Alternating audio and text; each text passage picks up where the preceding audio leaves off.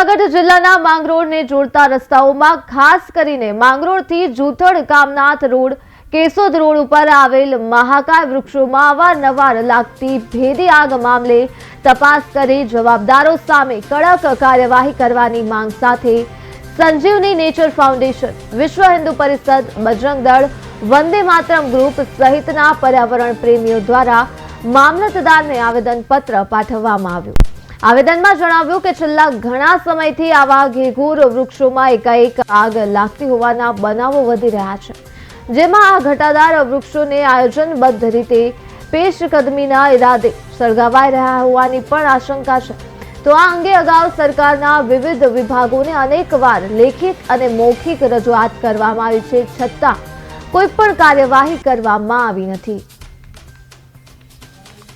કામનાથ તીર્થધામ નો 7 કિલોમીટરનો રસ્તો અને આજુબાજુના એવા ગ્રામ્ય વિસ્તારમાં માંગરોળના સ્ટેટના સમયના બહુ પુરાતન 150-150 વર્ષ જૂના વટવૃક્ષો જે પર્યાવરણના કેન્દ્ર જેવા છે, એને લાગ લગાટ ઘણા સમયથી બહુ યોજનાબદ્ધ રીતે સળગાવવામાં આવી રહ્યા છે।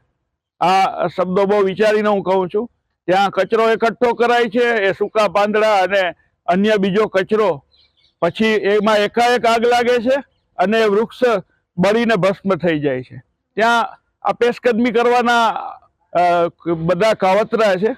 લાગ લગાટ છેલ્લા 1 દશકમાં અમારી આ 7મી રજૂઆત છે કે આ વૃક્ષોને બચાવવા માટે પર્યાવરણ પ્રેમીઓમાં સંજીવની નેચર ફાઉન્ડેશન, વિશ્વ હિન્દુ પરિષદ, બજરંગ દળ, વંદે માતરમ, માંગરોળના તમામ વરિષ્ઠ પત્રકાર મિત્રો, આ બધા એકત્ર થઈને અમે વારંવાર રજૂઆતો કરીએ છીએ, પણ એ અરણ્ય રુદન જેવું બને છે। એમના કોઈ અસરકારક પરિણામો હજી સુધી અમને દેખાયા નથી। આજે મામલતદારશ્રીએ અમને ધરપત આપી છે પરમાર સાહેબે કે અમે આ બાબતે યોગ્ય કરીશું અને એ યોગ્ય માટે અમે પ્રતીક્ષા કરીએ, અન્યથા માંગરોળના બહુ લાંબા સમય અને મહા મહેનતે ઉછરેલા વૃક્ષો રોડની શોભા છે, કામનાથના તીર્થધામ યાત્રીઓ માટે છાંયો છે, એ નષ્ટ થઈ જશે।